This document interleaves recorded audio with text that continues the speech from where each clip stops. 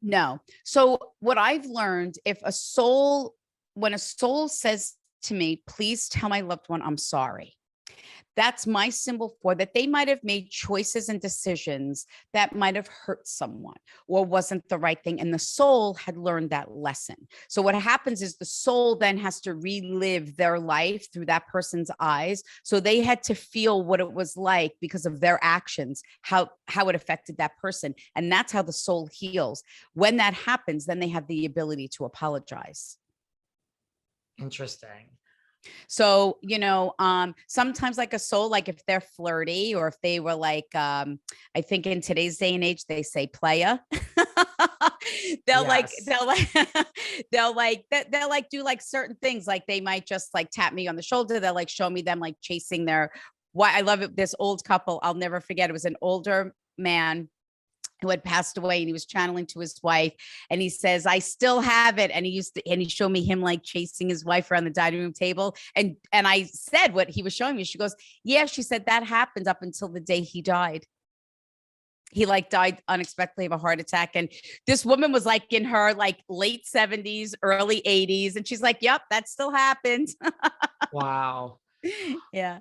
Do people always go to like a good place when they die? I mean, like, again, like say you were like a bad, and I'm not judging good and bad in the real world, but like, is there such a thing as like what we envision hell or just a negative place when you die? So this is what I say. Spirit has never said to me, Theresa, it's hot down here. So I go with that. There is no hell.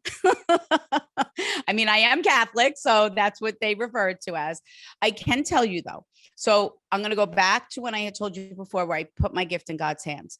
I only want to channel information that can help someone for healing. I am a big scaredy cat. I still sleep with a nightlight. I'm afraid of my own shadow. I still live next door to my parents. I know. But I don't want to be scared. I don't like to be scared. And I don't want anything negative. So I always say I channel souls that walk in God's white light. I have seen, for example, there have been times where this happened once in a live show. A young girl showed me that she was murdered and that her boyfriend killed her and then killed himself. And she says, I need you to tell my mom that he is remorseful, because I could see, I felt her soul, but then she had me look down and I could see energy there, but I couldn't lower my vibration to get close enough to it. And I could not feel anything from that energy. So she said, please tell my mom that he is remorseful and that he's sorry. And he knows what he had taken from her and how he destroyed her life. And I argued with the soul in my head for a few moments. I'm like, and she reminded me, she said, Theresa, it is not up to you. You have to say what I tell you to say. And I repeated it to the mom, and the mom looked at me and said, that's why I came here. I wanted to know if he knew what he did to my daughter, if he was remorseful, if he was sorry for destroying our family and sorry for taking my daughter's life. I would never have thought, David, in a million years that someone would ever come to a reading and wanting to hear that, right? Yeah. I mean, and she literally looked at me and said that, and that this is why it's not up. This is why it all comes back to, it's not up to me on who comes through, what they say, who I stand in front of, where I go, if I'm in the back of the theater, in the front of the theater, all the way up in the balcony. That's not up to me. That's up to spirit.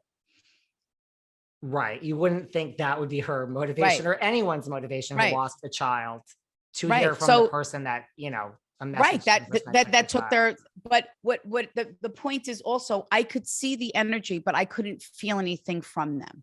So again, knowing that everything that I do is protected and always for the highest good of all concerned. So I interpreted that the soul has to learn more lessons, is not at a level yet. Where that soul is, I don't know. I don't know. I don't have that answer. I always say to people, I'll find out when I get there. Interesting. Well, right. And then one thing from one of the examples from the show I went to is I forgot the details, but you were saying that this one guy and something about cartoons and Bugs Bunny. And I mean, how would you, and he was like, yeah, I watched Bugs Bunny today for the first time in 30 years or something crazy like that. I forgot who it was, but it was something tied to like a cartoon. And I mean, Mhm. how would you know that? And he was like, literally, that's the first time I watched Bugs Bunny like 3 hours ago for the. And I know that sounds crazy, but what people also have to understand, what I also learned from doing what I do is that unfortunately there are common ways people pass away. There are only so many bonds and relationships that we have with people, right? And there might be common burdens and guilt that we carry. That's not my fault or Spirit's fault. So that's why with every healing message Spirit has me deliver, they have to validate it with something completely unique to that person. So that's why you get the, oh, how do you connect with Bugs Bunny and watching cartoons? How did I with the quarters, right? Like there are little things that only you would know. It's up to, sometimes they're right on exactly what my meaning is, but sometimes Spirit will just get me to say something to say, yes, how would you know that? There's no way you would know that or could find that out. Right. Yes.